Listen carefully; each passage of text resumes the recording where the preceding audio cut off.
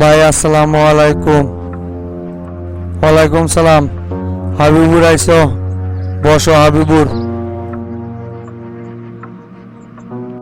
কেমনে কি হাবিবুর, তোমারে যে বলছিলাম শামসুর সাথে কথা বলার জন্য, কথা বলছিলা কি শামসুর সাথে?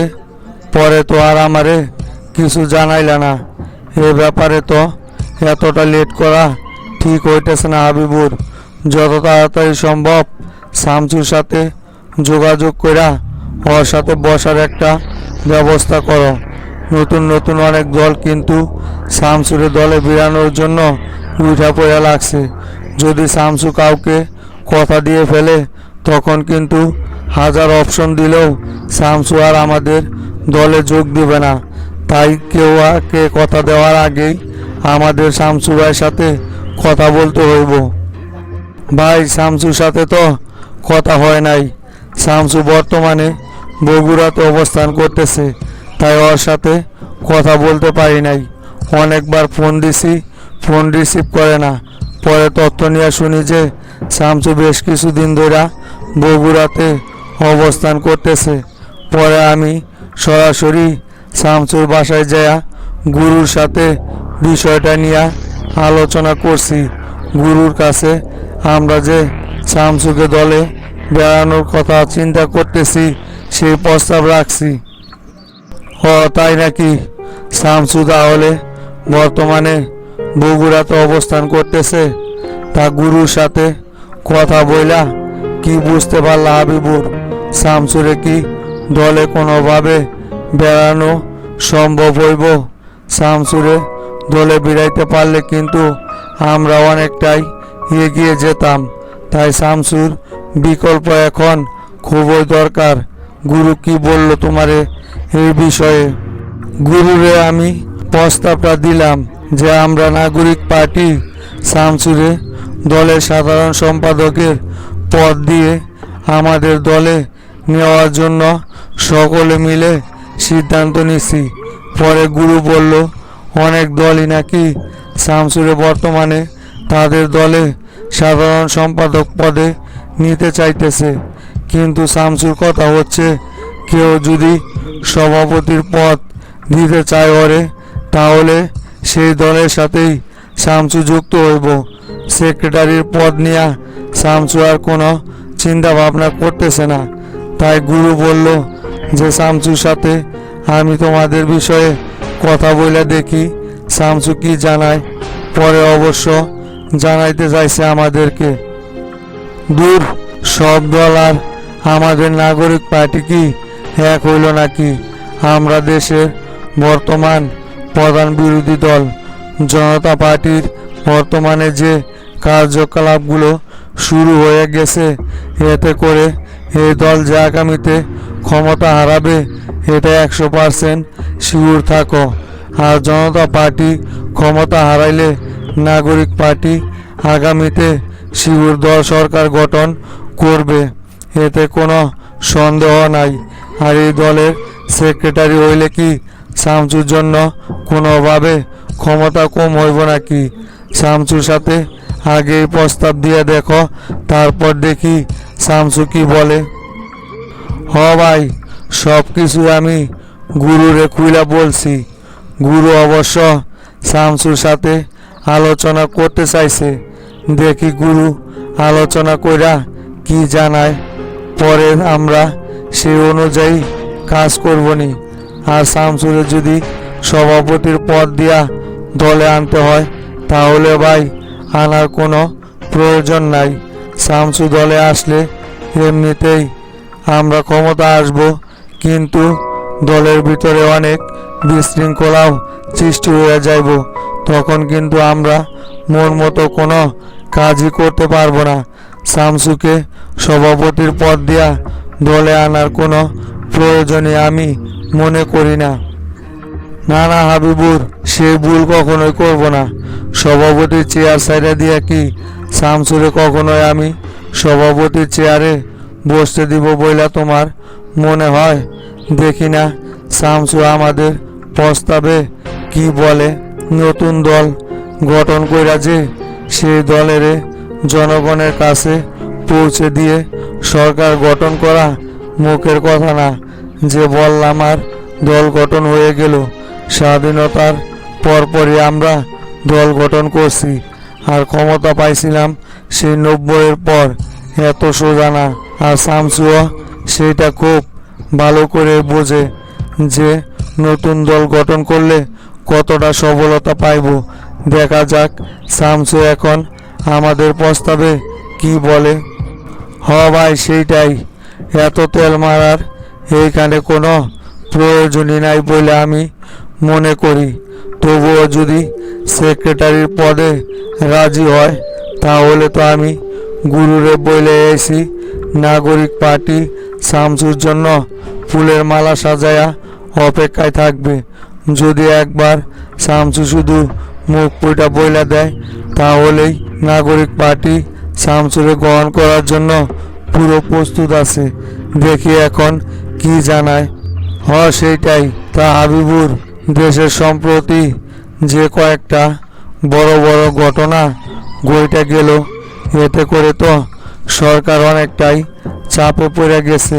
এইভাবে যদি আর কয়েকদিন চলতে থাকে তাহলে তো মনে হয় এই সরকার আর ক্ষমতায় বেশি দিন টিকতে পারবে না।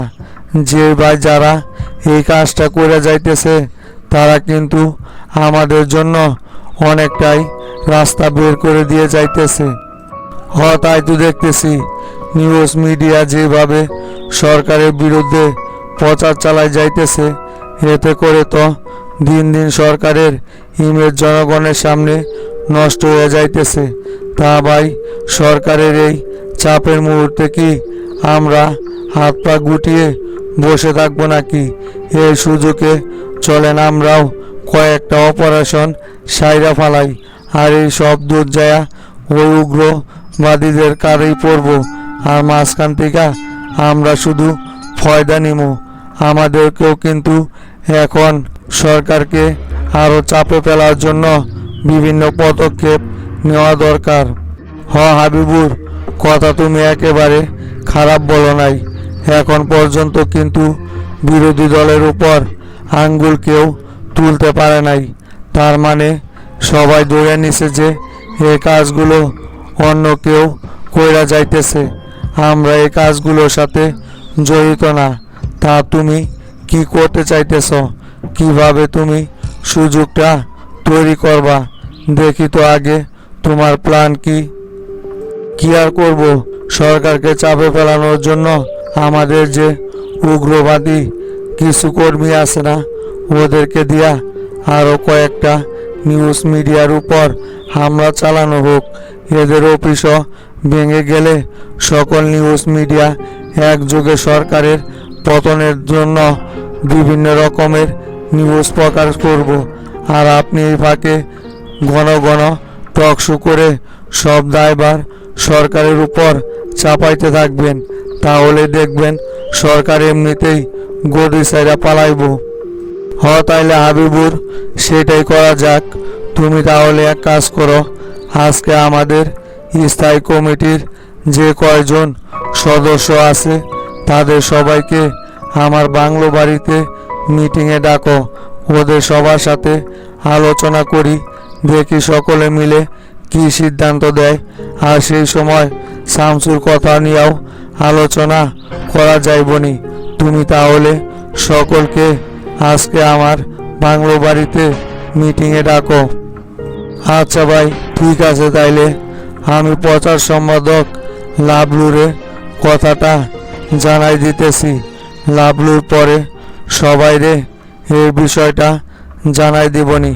তখন সকলেই উপস্থিত হইলে সকলের মতামত নিয়েই পরবর্তীতে কোন পদক্ষেপ নেওয়া যায় সেই সিদ্ধান্ত নিয়েন। এখন আর আমাদের হাত পা গুটিয়ে বসে থাকার একদম সময় নাই। যে সুযোগটা আমাদের সামনে তৈরি হয়েছে এটা এখন আমাদের পুরোপুরি কাজে লাগাইতে হইব। তাহলে আমি ভাই উঠলাম এখন। আচ্ছা ঠিক আছে হাবিবুর, যাও তাহলে তুমি। পরে তোমার সাথে আবারও আলোচনা করবনি। আর বিকেলের মিটিংয়ে যেন সকলেই উপস্থিত থাকে এ ব্যাপারে লক্ষ্য রাখবা। আর সবাইরে স্টেট কার্ড বইলা দিও যে বাধ্যতামূলক মিটিংয়ে উপস্থিত থাকতে হইব সবারই। আর শামসু কিছু জানাইলে সাথে সাথে আমারে বিষয়টা তুমি জানাইও। সাবধানে যাও। আসসালামু আলাইকুম স্যার।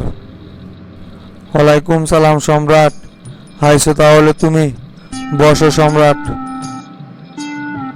সম্রাট, কি খবর তাইলে? স্বরাষ্ট্র দপ্তর চাইতে যায় তো আমি দেখতেছি এখানে আইসা মহা বিপদে পড়ে গেলাম। সকল দোষ এখন স্বরাষ্ট্র দপ্তরের উপরে আইসাই পড়তাছে। এতদিন যাবৎ এইরকম চাপে কিন্তু আমি কখনোই পড়ি নাই আগে। সবাই এখন স্বরাষ্ট্র দপ্তরের উপর সকল দোষ চাপাই দিতেছে। তা তোমরা নাকি বেগুনবাড়ির ওই ঘটনার মাস্টার মাইন্ডকে ধরছ। চাপ তো আমার উপর প্রচুর পরিমাণ আইতেছে, শুধু আপনার উপর একা না তো।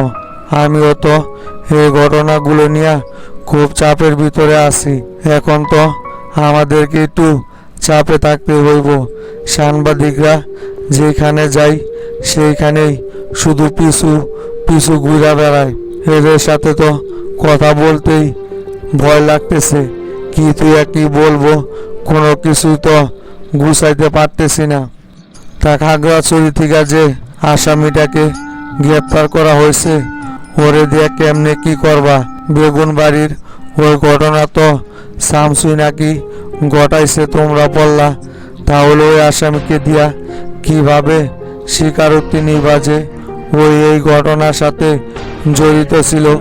যদি ওই সব কিছু অস্বীকার করে তখন তো আরও ঝামেলা হয়ে যাইব যে আমরা শামসুকে বাঁচানোর জন্য নিরীহ লোককে ধরে নিয়ে এসেছি।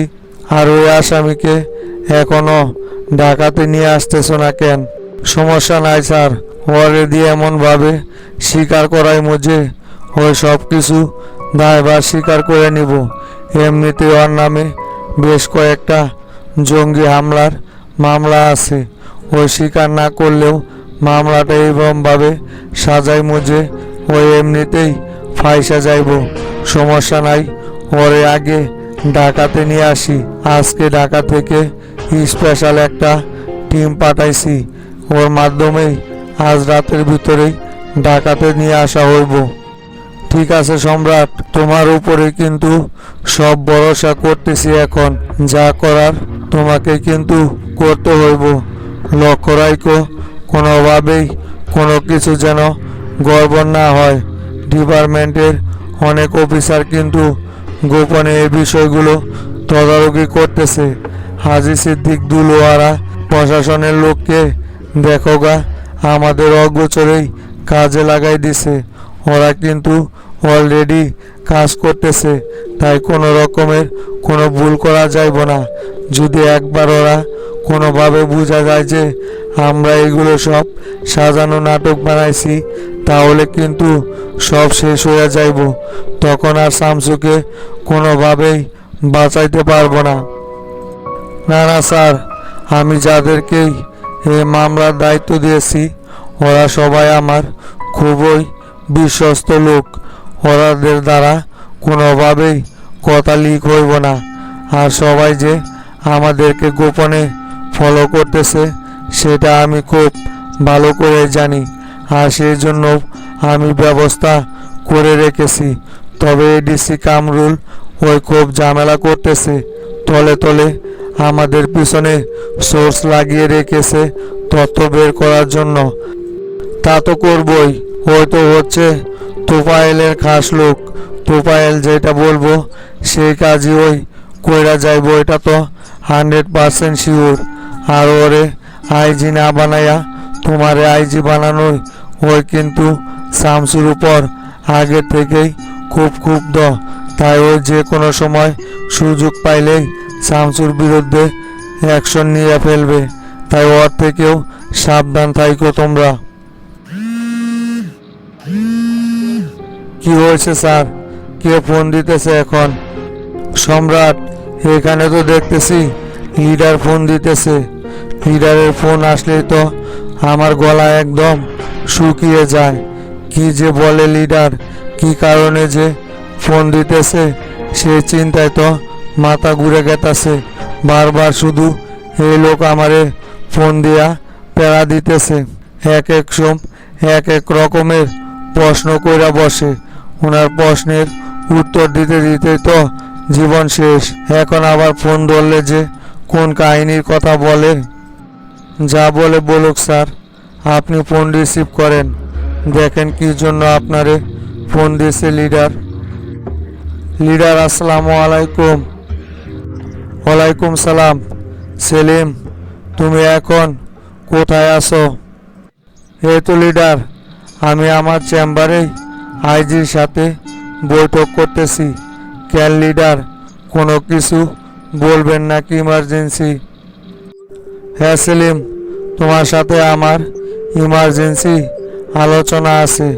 তুমি এখনই আইজিরে সাথে করে নিয়ে আমার চেম্বারে চলে আসো। আচ্ছা লিডার, ঠিক আছে, আমি এখনই আইজিরে সঙ্গে করে নিয়ে আপনার চেম্বারে চলে আসতেছি। দেখলা তো সম্রাট, কি হইল? লিডার এখন ওনার সাথে তোমারে সহ দেখা করতে বলতেছে। বুঝতে পারতেছ লিডার কেন দেখা করতে বলতেছে? নিশ্চয়ই এই মামলার বিষয়টা নিয়েই আলোচনা করব। সেই জন্যই তোমারে আর আমারে একসাথে ডাকছে। সমস্যা কি স্যার? ডাকুক উনি আমাদেরকে। আমরা যে কাজই করতেছি, যদ্দূর পর্যন্ত এই মামলা নিয়ে এগিয়েছি সেই কথাই লিডারকে জানাবো। এতে করে লিডার যদি আমাদের কথা না বিশ্বাস করে তাহলে উনি ওনার মতো তদন্ত করাবে। তাতে তো আমাদের সমস্যা নাই কোনো। এত তাড়াহুড়া করলে তো আর মামলার রহস্য খুঁজে বের করা যায় না। আপনি এত ভয় পাইতেছেন কেন স্যার? চলেন, আমি আপনার সামনে লিডারের সাথে কথা বলবো নি। চলো তাইলে বের হওয়া যাক। কি ব্যাপার তুফাইল, এখন পর্যন্ত শামসুর বিরুদ্ধে তোমরা একটা প্রমাণও বের করতে পারলা না? যে প্রমাণটা দিয়া শামসুরে আমরা আটকাইতে পারি। এইভাবে একাই শামসু আমাদের সকলের সাথে খেলে যাচ্ছে, আর আমরা পুরো টিম মিলাই শামসুকে কোনো কিছুই করতে পারতেছি না। এভাবে চলতে থাকলে কিভাবে শামসুর সাথে টক্কর দিয়ে তোমরা মাঠে টিকে থাকবে? ভাই, যেভাবে সোর্স লাগিয়ে রেখেছি তাতে কইরা শামসুর বিরুদ্ধে খুব শীঘ্রই অবশ্যই আমরা কোনো না কোনো একটা প্রমাণ বের করতে পারবো।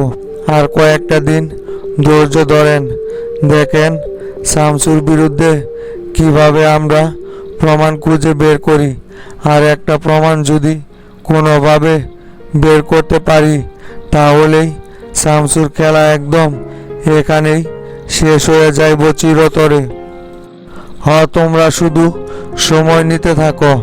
আর এইদিকে এই সময়ের ভিতরে স্বরাষ্ট্রমন্ত্রী সেলিম আর আইজি মিলা শামসুরে নির্দোষ প্রমাণ করা অন্য একজনরে আসামি হিসাবে চালিয়ে দেখ। তখন তোমরা হাতে বসা আঙ্গুল চুইছো, কোনো কিছুই হইব না। যত তাড়াতাড়ি সম্ভব ওদের আগে আমাদেরকেই শামসুর বিরুদ্ধে প্রমাণ খুঁজে বের করতে হইব। শামসু যদি একবার কোনো নতুন দল গঠন করে ফেলে তাহলে কিন্তু সকলের খেলা এখানেই একদম শেষ করে দিব। কথাটা ভালো করে মনে রাখো। তোফায়েল ভাই, হাজি কিন্তু একদম ঠিক কথা বলছে। ওরা শামসুকে নির্দোষ প্রমাণ করার আগেই আমাদেরকে প্রেসিডেন্টের সামনে শামসুকে অপরাধী হিসাবে নিয়োগ করতে হইব, যাতে করে অল্পতেই শামসুকে থামানো যায়। তাছাড়া যত সময় যাইব ততই শামসু বেপরোয়া হয়ে উঠবে। একবার যদি নিজেকে নির্দোষ প্রমাণ করে কোনো একটা দল গঠন করে ফেলে তখন আর শামসুকে কোনোভাবেই আটকানো সম্ভব হইব না। সব আমাদের নিয়ন্ত্রণের বাইরে চলে যাবে।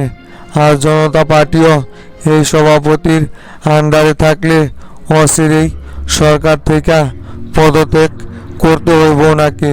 আর উনি যে মাইন্ডের লোক, একটু চাপে পড়লে নিজে থেকেই পদত্যাগ করে ফেলাইব। মোল্লা ভাই, আমি তো প্রতিনিয়ত এই ভয়টাই পাইতেছি। না জানি প্রেসিডেন্ট কবে হুট করে ঘোষণা দিয়া দেয় যে জনতা পার্টি সরকার থেকে পদত্যাগ করতেছে। ওনারে দিয়া তো কোনো রকমের কোনো বিশ্বাস পাই না আমি। উনি যে নরম মনের মানুষ, দেশের এই অস্থিরতা পরিবেশ দেখলে যে কোনো সময় পোল্টি মারতে পারে। তাই আমাদেরকে আগে থেকেই ব্যবস্থা করে রাখতে হইব। ব্যবস্থা আর কি আজি ভাই, ব্যবস্থা তো এখন একটাই বাকি আছে। সকল সংসদ সদস্য মিলা প্রেসিডেন্টের পদত্যাগের দাবি তুলতে হইব। ওনার কাছ থেকে প্রেসিডেন্টের পদ কায়রা নিয়া আমাদের ভিতরেই কাউকে শক্ত হাতে এই ক্ষমতার চেয়ার ধরতে হইব। তাহলেই একমাত্র প্রেসিডেন্টকে সরানো যাইব। তাছাড়া উনি আপোষে কোনোদিন ক্ষমতা অন্য কারো কাছে হস্তান্তর করবে না। দরকার পড়লে উনি পদত্যাগ করে বসবে। সেটা তো তুফাইল, তোমাদেরকে আমি অনেক আগে থেকেই বইলা আসতেছি। তোমরাই তো এই ব্যাপারে কোনো রকমের কোনো আগ্রহ দেখাচ্ছ না। আমি বুঝতে পারতেছি না তোমরা কি এই বিষয়ে আলোচনা করতে ভয় পাইতেছ নাকি? দলের ভিতরে এখন শামসুর সেই প্রভাব আছে নাকি? দলের অধিকাংশ নেতাকর্মী আমাদের পক্ষে। যে সমস্ত মন্ত্রীরা এখন মন্ত্রীর দায়িত্ব পালন করতেছে, ওরা কি আমাদের সুপারিশ ছাড়া মন্ত্রী হইতে পারছে কিনা? প্রত্যেকজনকেই মোল্লা ভাই আর আমি বিভিন্ন জায়গায় নমিনেশনের সময় নমিনেশন দিয়েছি। ওদেরকে আমরা যেটা বলবো সেটাই ওরা শুনবে। ওদের সাথে আলোচনা করতে সমস্যা কি তোমাদের?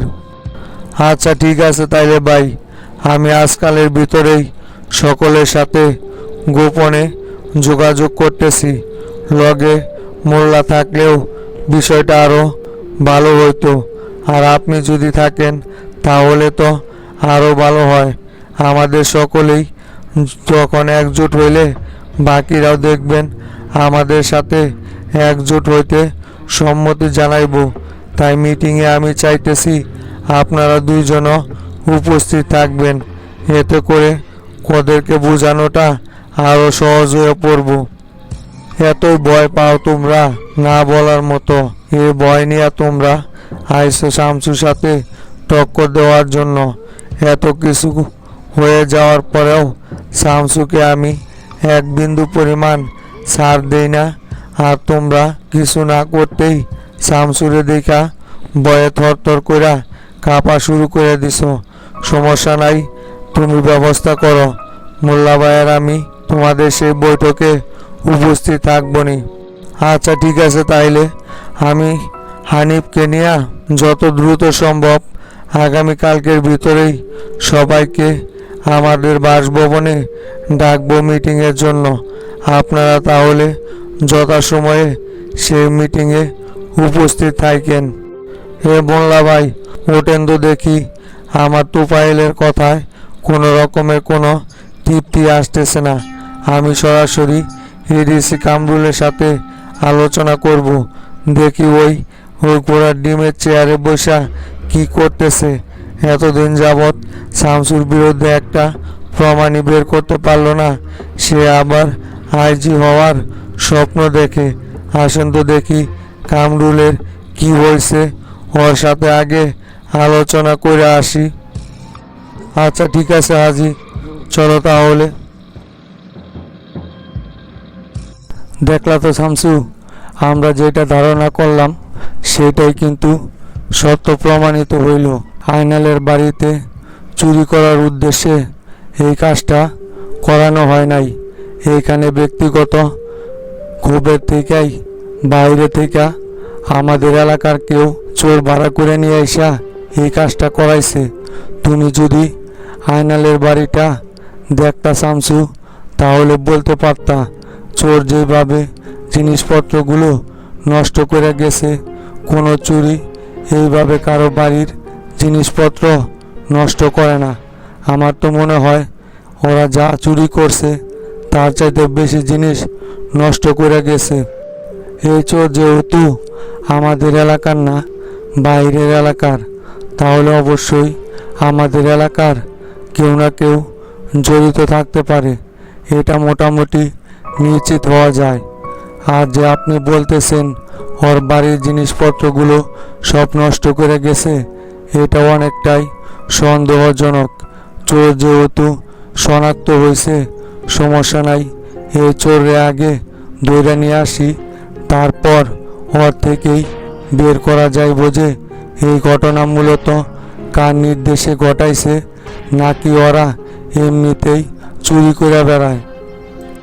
সবাই তো একই কথা বলতেছে, তোতা এই কাজটা করাইছে। তোতার উপরই সবচাইতে বেশি সন্দেহ তীর যাইতেছে শামসু।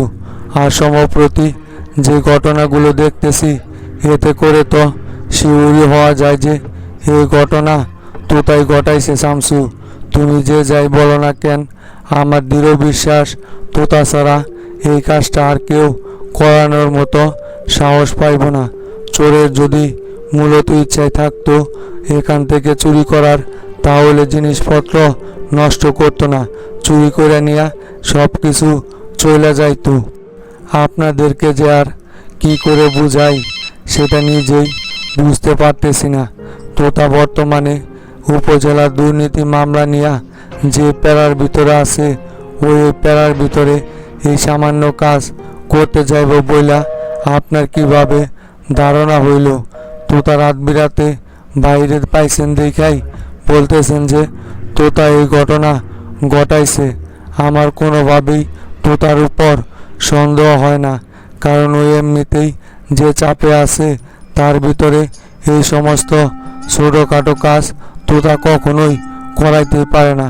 তবে যেহেতু চোরটারে শনাক্ত করছি, টেরারে দিয়া চোরটারে আগে ধরে নিয়ে আসার একটা ব্যবস্থা করেন। যদি তোতার নাম স্বীকার যায়, তাহলে তো তোতার 12টা বাজায়া তারপরে আমি ছাড়মু। আপনি টেরারে এখনই বইলা দেন। আচ্ছা ঠিক আছে শামসু, টেরারে আমি এখনই ফোন কইরা এই জায়গায় নিয়ে আইতাছি। আর টেরারে তথ্য দিয়া দিলে ঠিকই যায় ওরে ধরে নিয়ে আসতে পারবো। টেরা ওই এলাকার চেয়ারম্যানই, আমাদের ইউনিয়নের ভিতরেই পড়ছে, সমস্যা নাই। টেরারে দিয়া আমি এখনই ওরে ধরে নিয়ে আসার একটা ব্যবস্থা করতেছি। তারপর তুমি এ চোরের সাথে সরাসরি কথা বইল শামসু। আসসালামু আলাইকুম চাচা। কি হয়েছে চাচা, হঠাৎ এমন ইমার্জেন্সিভাবে ফোন করে যে আমারে দেখা করতে বললেন? হটেরা দরকার আছে বলেই তো তোরে ডাইকা পাঠাইলাম। তা দাঁড়াই না থাইকা বসেক, তোর সাথে আলোচনা করার আছে। আসসালামু আলাইকুম চাচা। কি হয়েছে চাচা, হঠাৎ এমন ইমার্জেন্সিভাবে ফোন করে যে আমারে দেখা করতে বললেন? টেরা শুনে আয়নালের বাড়িতে যে চোরটা চুরি করছে, সেই চোরকে তো আমরা শনাক্ত করতে পারছি পাশের বাড়ির সিসি ক্যামেরার ফুটেজ দিয়া। শোনেক, ওই যে ডেবরা আসাদ মেম্বারের বাড়ির পাশে যে কোকড়া চুলের কালো করে একটা ছেঁড়া বসবাস করে না, মাঝে মাঝে ইউনিয়ন পরিষদের সামনে দিয়া ঘোরাঘুরি করতে দেখি, ওই চ্যাংরাই আয়নালের বাড়িতে এই চুরির ঘটনাটা ঘটাইছে। ও ওই চোর, ওর নাম তো মানিক চোরা, 1 নাম্বারের হারামি শালায়। এর আগেও অনেক কয়টা চুরির ঘটনা ঘটাইছে। আমি 2-3 বার সালিশ করে আইছি, ওরে তো বারবার ভালো হইয়া যাইতে বলছিলাম। এই শালায় তাহলে এখন পর্যন্ত ভালো হয় নাই। আয়নালের বাড়িতে শেষমেশ চুরি করে বইছে না, ওরে এবার উচিত শিক্ষা দিমু চাচা। সমস্যা নাই, ওরে আমি যে কোনো সময় ওর বাড়ি থেকে ধরে নিয়ে আসতে পারবো। কি বলিস সেটারা? এই চ্যাংড়ারে তুই অনেক আগে থেকেই চিনস?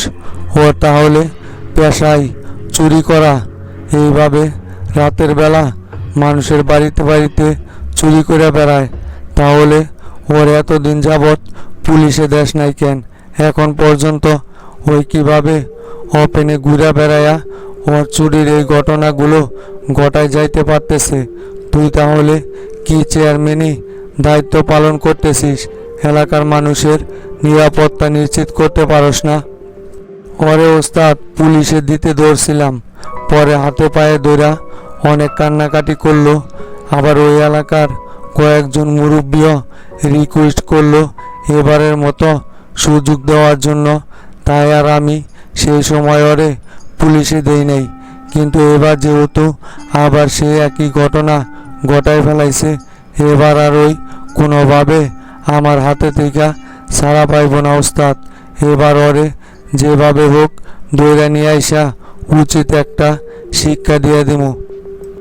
শোনটেরা, আজকে রাতের ভিতরেই রমজানকে সঙ্গে নিয়ে তুই এ চোরেরে যেভাবে হোক ধরে নিয়ে আসে। ওর সাথে আমার বোঝাপড়া আছে। ওই কার সাহসে আমাদের এলাকায় ঢুইকা আমার লোকেরই বাড়িতে চুরি করে? এই চোরের কত বড় সাহস সেটা আমার দেখতে হইব টেরা। আজকে রাতের ভিতরেই ওরে যেন আমার পুরনো গুডাউনে হাত পা বাঁধা অবস্থায় দেখতে পাই আমি। আচ্ছা ওস্তাদ, ঠিক আছে, আপনি কোনো টেনশন করেন না। ওইখানে আমার লোকজনের অভাব নাই। আমারও এখানে যাইতে হইব না। শুধু ফোন কইরা ছেলে পেলেরে বইলা দিমু, দেখবেন মুহূর্তের ভিতরে ওই পাতালেও লুকিয়ে থাকলে সেইখান থেকে ওরে দৌড়ে আমাদের কাছে নিয়ে আসবো।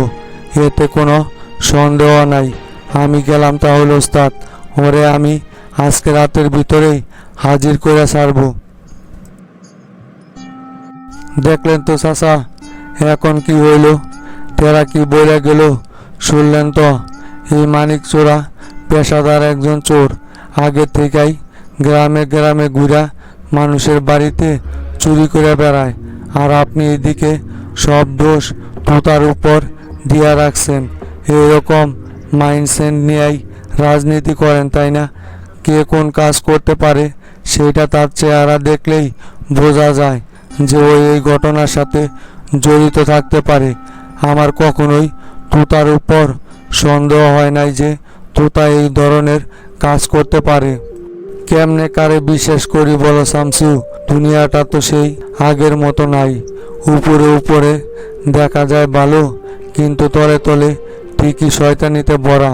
তা শামসু, উপজেলার ওই দুর্নীতির মামলাটা নিয়ে কি করলা? শফিকরে তো এখনো পুলিশ গ্রেপ্তার করলো না।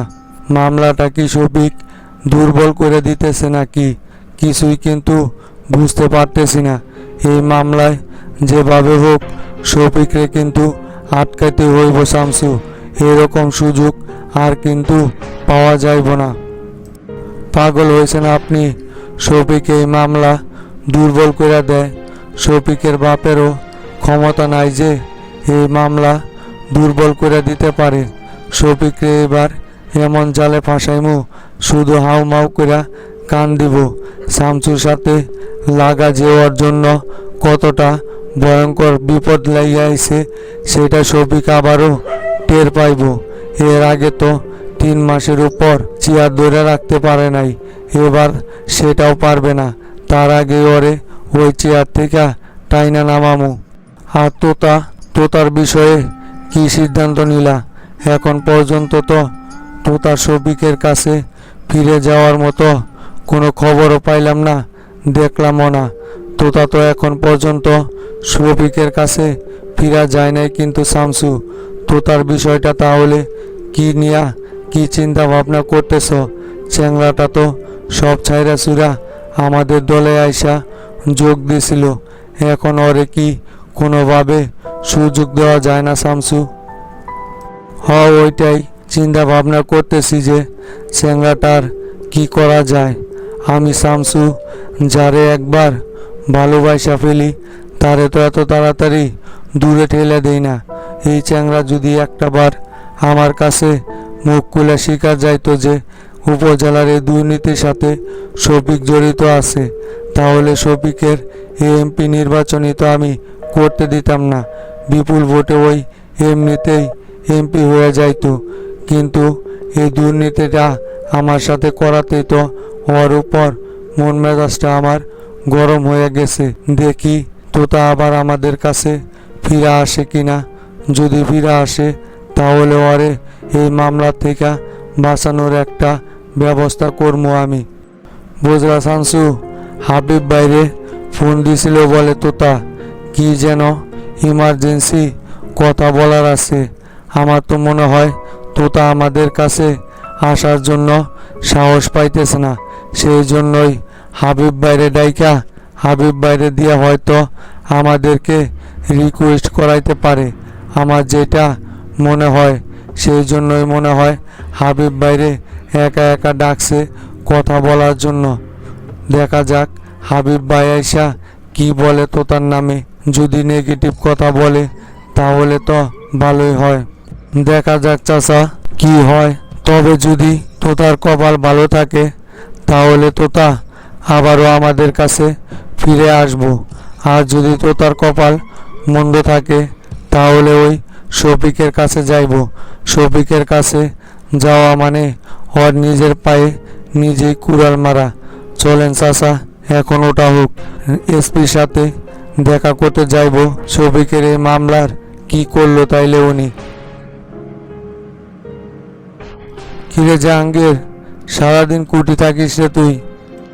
কুটি থাকি মানে হাবিব ভাই, আপনি তো আমারে বললেন সকাল থেকে যেন সাইডে থাকি সারাদিন। ওইখানে কি হইতেছে না হইতেছে সব কিছু তদারকি করতে বললেন। সেই জন্যই তো সকালবেলা উঠাই সাইডে চলে গেছিলাম। কিছুক্ষণ আগেই সাইড থেকে আসলাম। আজকে সারাটা দিন সাইডেই সময় দিছে হাবিব ভাই, অন্য কোনো জায়গায় 1 মিনিটও সময় ব্যয় করি নাই। পুরোটা দিনই সাইডে ছিলাম এবং কাজের সব কিছু তদারকি করলাম। হয় একেবারে ভালো কাজ করছস। সারাদিন এখন থেকে সাইডেই পড়ে থাকবি। তোর কাজ এখন সাইডেই, আমার সাথে তোর থাকা লাগবো না এখন আপাতত। সাইডের ভিতরে লেবার মিস্ত্রিরা কিভাবে কাজ করতেছে, কোন জায়গায় কোন জিনিস শর্ট ফালাইতেছে নাকি, সব কিছু ভালোভাবে তদারকি করবি, যাতে করে পরবর্তীতে এই কাজটা নিয়ে কেউ কোনো রকমের ভুল ধরতে পারে না। শামসু কিন্তু নিজে রিকোয়েস্ট কইরা কাজটা আমারে আইনা দিছে, তাই শামসুর যেন কোনোভাবে এখানে মান সম্মান নষ্ট না হয় সেই দিকে ভালোভাবে আমাদের নজর রাখতে হইব। কাজটা যেন 100-100 হয়। শফিক কিন্তু প্রতিনিয়ত এই কাজে ভুল ধরার জন্য বসে থাকবো, তাই শফিক যেন কোনো রকমের ভুল না ধরতে পারে সেদিকে লক্ষ্য রাখিস। হ ভাই, আমি ওইটাই দেখতেছি, সমস্যা নাই। আমি থাকা অবস্থায় কেউ বিন্দু পরিমাণ দুর্নীতি করতে পারবো না। আর এই মোমিন ঠিকাদারও তো ভালো লোক, যেভাবে লেবার মিস্ত্রিদেরকে দিয়ে কাজ করাইতেছে সব কিছু একেবারে নিজে তদারকি করে। কোনো জায়গায় কোনো রকমের কোনো সমস্যা হবে না বলে মনে হয়। মোমিন মেকানিক্সে খুবই ভালো নামের একটা কন্ট্রাক্টর চাচা। সেইটা তো জানি, সেই জন্যই তো ওরে এই কাজটা দিছি। শামসুর হাসপাতালের কাজটা তো ওই চ্যাংরাটাই কইরা দিল। ওর নাম ডাক অনেক আগে থেকে আছে, তবে একটু দেরি কইরা কাজ তোলে, এটাই শুধু ওর প্রবলেম। তাছাড়া ওর সব দিক দিয়াই সব কিছু ঠিক আছে। সেই জন্যই কেউ যেন ওরে ভুল না ধরতে পারে, তাই তো মুমিন কন্ট্রাক্টরে দিয়াই কাজটা করাইলাম। আর হাবিব ভাই, এলাকার ভিতরে এইগুলো কি শুনে বেড়াইতেছি, আইনালের বাড়িতে যে চুরিটা হয়েছে এইটা নাকি ডন আর তোতা ভাই মিলা পরিকল্পিতভাবে এই চুরিটা করাইছে।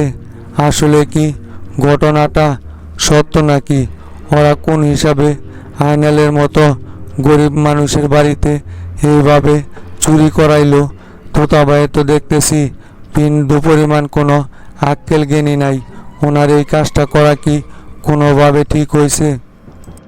দু চ্যাংরা, এগুলো হচ্ছে সম্পূর্ণ ফাও একটা আলাপ। তোতার সাথে আমি কথা বলছিলাম উপজেলার ওই দুর্নীতি মামলা নিয়ে পুলিশরে ধরতে আইব দেখা বরাতলার ওই গুহার ভিতরে ওই আর ডন যায় রাইতে পলাইছিল, আর সেইখানে আইনাল যায় ওদেরকে দেখা ফেলাইছে। আর তাই সন্দেহ করতেছে তোতা এই কাজটা করাইছে। তোতার সাথে আমি কথা বলছিলাম, তোতা এই কাজের সাথে কোনোভাবেই জড়িত না। এটা অন্য চোরেই বাড়ি ফাঁকা পাইয়া চুরি করে নিয়ে গেছে। তোতার নামে এইগুলো মিথ্যা বানোয়াট কথাবার্তা ছড়ানো হচ্ছে। ও তাইলে এই ঘটনা?